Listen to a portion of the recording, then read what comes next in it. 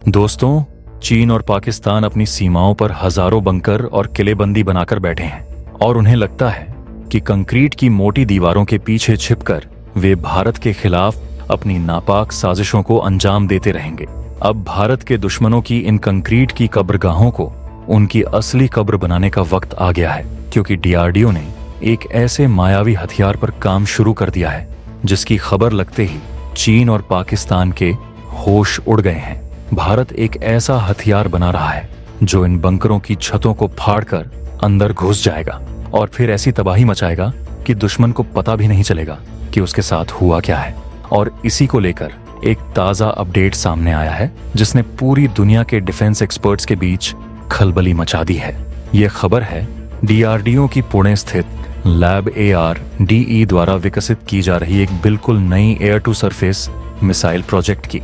ये कोई मामूली मिसाइल नहीं होगी, बल्कि इसके अंदर ऐसी विनाशकारी ताकत भरी जा रही है कि यह पलक झपकते ही दुश्मन के सबसे मजबूत बंकरों को भी मिट्टी में मिला देगी। ये खबर भारत को बंकर तोड़क हथियारों का नया बादशाह बनाने जा रही है। हम जानेंगे कि यह मिसाइल थर्मोबेरिक हथियारों से लैस होकर कैसे दुश्मन के सैनिकों को दम घोंट कर मार देगी। हम जानेंगे कि ध्रुवास्त्र नाम के पीछे क्या रहस्य है और कैसे यह मिसाइल भारत की ATGM यानी एंटी टैंक गाइडेड मिसाइल की पूरी प्रणाली को बदलने वाली है। यह वो सच्चाई है जिसने चीन और पाकिस्तान की सीमाओं पर बने हजारों बंकरों को अब असुरक्षित घोषित कर दिया है। तो अगर आपको भारतीय वैज्ञानिकों के इस पराक्रम पर गर्व महसूस हो तो इस वीडियो को एक लाइक अवश्य करें और कमेंट बॉक्स में जय हिंद लिखना न भूलें। तो चलिए समझते हैं कि ध्रुवास्त्र की विनाशकारी ताकत क्या है। रिपोर्ट के अनुसार इस नई ध्रुवास्त्र मिसाइल में पेनिट्रेशन ब्लास्ट स्टाइल के वॉरहेड लगाए जाएंगे। ये वॉरहेड पहले किसी कवच या दीवार को एक भाले की तरह भेदता है और दीवार के पार घुसने के बाद यह वॉरहेड अंदर जाकर फटता है। कल्पना कीजिए, दुश्मन के सैनिक एक मजबूत बंकर में छिपे हैं और भारत का हेलीकॉप्टर या फाइटर जेट इस ध्रुवास्त्र मिसाइल को फायर करता है। यह मिसाइल बंकर की मोटी कंक्रीट की छत को किसी मक्खन की तरह काटते हुए अंदर घुस जाएगी और फिर जब दुश्मन के सैनिक कुछ समझ पाते उससे पहले ही मिसाइल उनके बीच पहुंचकर एक बड़ा धमाका करेगी। रिपोर्ट में साफ कहा गया है कि यह वॉरहेड न सिर्फ बख्तरबंद गाड़ियों को बल्कि मजबूत किलेबंदी, हल्के बंकरों और शेल्टरों में छिपे सैनिकों को भी खत्म करने के लिए डिजाइन किए गए हैं। आज चीन ने लद्दाख से लेकर अरुणाचल तक LAC पर जिस तरह से बंकरों और सैन्य ठिकानों का जाल बिछाया है, यह मिसाइल उन सभी को तबाह करने का सबसे बड़ा हथियार साबित होगी। लेकिन दोस्तों, इस कहानी में एक बहुत बड़ा सस्पेंस भी है। रिपोर्ट में इस बात पर हैरानी जताई गई है कि इस नई मिसाइल का नाम ध्रुवास्त्र क्यों रखा जा रहा है। ऐसा इसीलिए क्योंकि ध्रुवास्त्र नाम पहले से ही भारत की Helena anti tank guided missile के एयर फोर्स वर्जन के लिए इस्तेमाल किया जाता है। तो सवाल यह उठता है कि डीआरडीओ एक ही नाम से दो अलग अलग मिसाइलें क्यों बनाएगा? क्या यह कोई गलती है या इसके पीछे कोई बहुत बड़ी रणनीति छिपी हुई है?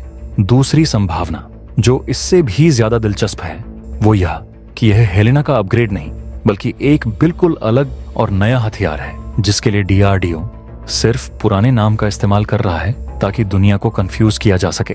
यह दुश्मन को हमेशा एक कदम पीछे रखने की रणनीति है।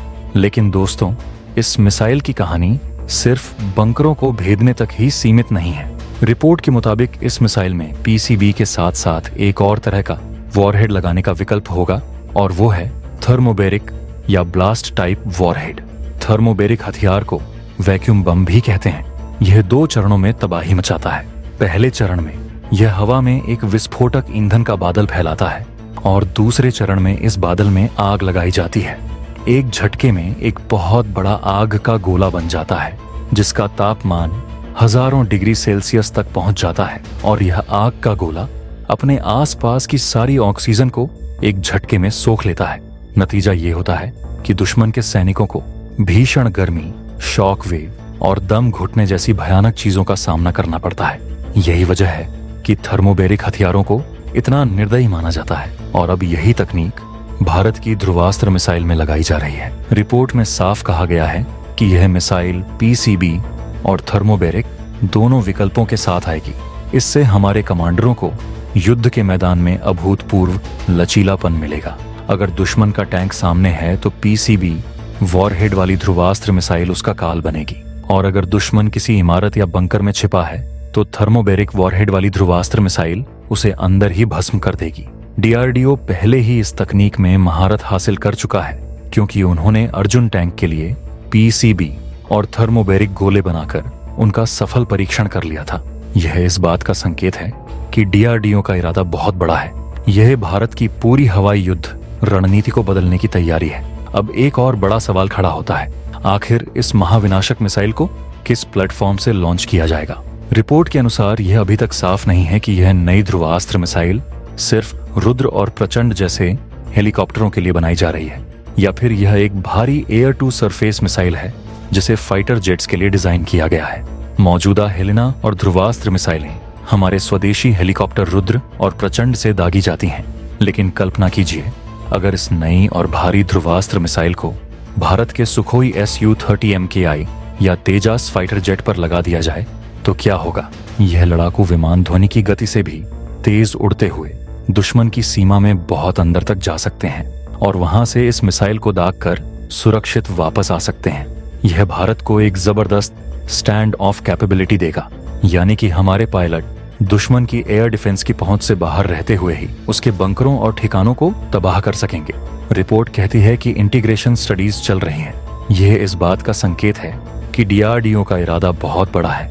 यह सिर्फ एक मिसाइल बनाने की बात नहीं है, यह भारत की पूरी हवाई युद्ध रणनीति को बदलने की तैयारी है। रिपोर्ट में साफ बताया गया है कि अगर ध्रुवास्त्र को फाइटर जेट के लिए अपस्किल किया जाता है तो भारत को एक छोटी से मध्यम दूरी की सटीक एयर टू सरफेस मिसाइल मिल जाएगी। यह मिसाइल दुश्मन के मजबूत ठिकानों पर स्टैंड ऑफ स्ट्राइक के लिए बेहद उपयोगी होगी और इससे भारी और ज्यादा महंगे सटीक बमों का इस्तेमाल करने की जरूरत कम हो जाएगी। बालाकोट एयर स्ट्राइक में भारत ने इजराइल से खरीदे गए स्पाइस 2000 बमों का इस्तेमाल किया था। अगर भारत के पास अपना खुद का ध्रुवास्त्र जैसा हथियार होगा तो हम ऐसे और भी कई ऑपरेशन बहुत कम खर्च में कर पाएंगे। यह आत्मनिर्भर भारत की ताकत होगी। डीआरडीओ के इस कदम से यह भी साफ हो गया है कि भारत अब रक्षा क्षेत्र में किसी भी देश से पीछे नहीं है। इस मिसाइल का विकास भारत की एंटी आर्मर और काउंटर फोर्टिफिकेशन यानी कि दुश्मन की किलेबंदी को तोड़ने की क्षमता को आसमान पर पहुंचा देगा। यह उन सभी देशों के मुंह पर एक करारा तमाचा है जो सोचते थे कि भारत कभी भी जटिल मिसाइल तकनीक में आत्मनिर्भर नहीं हो पाएगा। इस मिसाइल का विकास भारत के रक्षा उद्योग के लिए भी एक बहुत बड़ी छलांग है।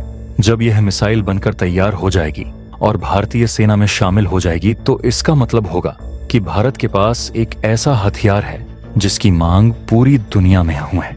रिपोर्ट के आखिर में यह भी कहा गया है कि अगर यह मिसाइल परिपक्व हो जाती है तो यह एक्सपोर्ट के लिए भी आकर्षक हो सकती है। भारत अब सिर्फ हथियारों का खरीदार नहीं बल्कि एक बड़ा निर्यातक बनने की राह पर चल पड़ा है। जब भारत के पास ध्रुवास्त्र जैसी घातक और किफायती मिसाइल होगी तो दुनिया के कई देश इसे खरीदने के लिए लाइन लगा देंगे। लेकिन सवाल यह है कि जब भारत इस मिसाइल को एक्सपोर्ट करेगा तो सबसे बड़ा झटका किसे लगेगा। इसका जवाब है चीन। चीन जो अपने सस्ते हथियारों के दम पर छोटे देशों को अपने कर्ज के जाल में फंसाता है, अब पूरी तरह से एक्सपोज हो जाएगा। जब दुनिया देखेगी कि भारत चीन से बेहतर और ज्यादा भरोसेमंद हथियार कम कीमत पर दे रहा है तो कोई भी देश चीन के झांसे में नहीं आएगा। ध्रुवास्त्र मिसाइल न केवल चीन के बंकरों को तोड़ेगी बल्कि उसके हथियार एक्सपोर्ट के सपने को भी चकनाचूर कर देगी। यह है भारत की नई रणनीति। दुश्मन को सिर्फ युद्ध के मैदान में ही नहीं बल्कि अर्थव्यवस्था और कूटनीति के मैदान में भी मात देना। अब चीन और पाकिस्तान को यह अच्छी तरह समझ लेना चाहिए कि उनकी हर चाल का जवाब देने के लिए भारत ने पूरी तैयारी कर ली है।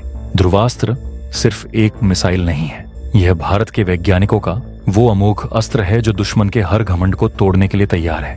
यह हथियार हमारी सेना को वो ताकत देगा जिसके बाद दुनिया की कोई भी शक्ति भारत की ओर आंख उठाने से पहले 1000 बार सोचेगी।